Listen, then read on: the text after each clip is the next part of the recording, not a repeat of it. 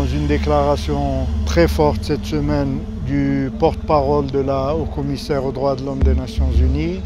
Celle-ci a exhorté les autorités algériennes à cesser toute répression contre le Hirak pacifique en Algérie, ouvrir des enquêtes sur les actes de torture qui ont été relevés dernièrement et à libérer tous les détenus politiques arrêtés arbitrairement pour avoir exprimé leurs opinions politiques.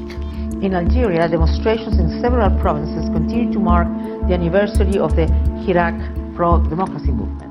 I urge the government to continue on the path of dialogue and to immediately release all those detained for peaceful participation in demonstrations.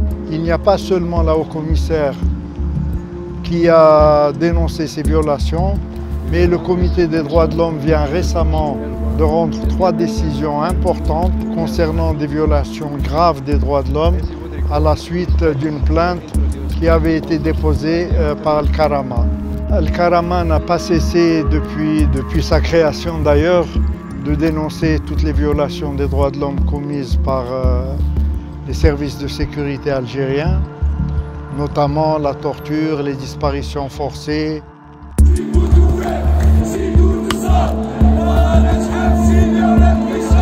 Nous dénonçons depuis l'instauration du Hirak toutes les arrestations et les détentions arbitraires, l'usage excessif de la violence par la police et dernièrement, fait très grave, les actes de torture qui ont été commis dans les casernes de ce qu'on appelle le DRS.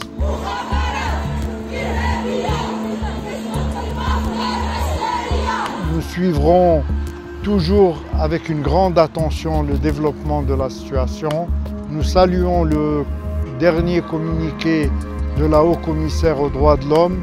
Cette prise de position fait suite à tout le travail qui a été fait au niveau des Nations Unies par les défenseurs des droits de l'homme et par les ONG engagées pour dénoncer ces violations en Algérie.